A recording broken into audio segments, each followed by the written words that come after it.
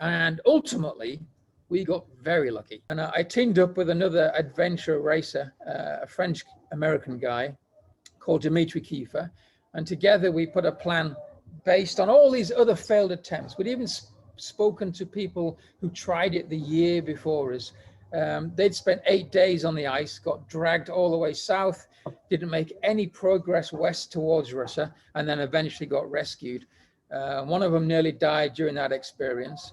So a couple of harsh lessons. We looked at how everyone else had tried, why they'd failed, and we've designed our plan based on that.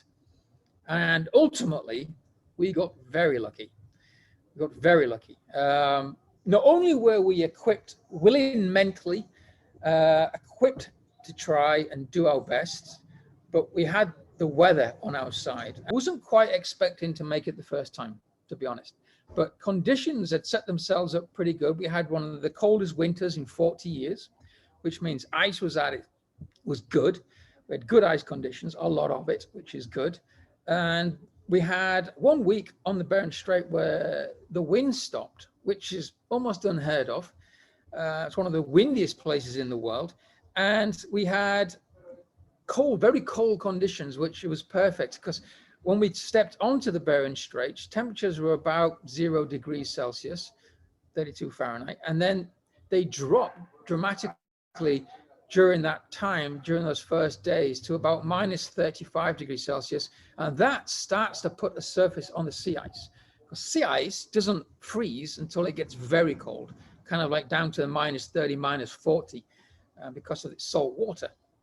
And once you start to get a surface on sea ice, then we were able to actually start making progress. And once we got that surface, then we were able to make progress. Before we knew it, we were crossing the data line into Russia. And that was just amazing. Way more than I ever imagined would get first time. And then, you know, it took us 14 days, but eventually we arrived in Russia, which became the first recorded crossing from America to Russia. Just mind-blowing, really. And with the weather conditions the way they were, I mean, I always talk about it's like being Moses and watching the Red Sea part. I mean, it was just absolutely spectacular. It couldn't have been better. That's how it felt at the time, and it all worked.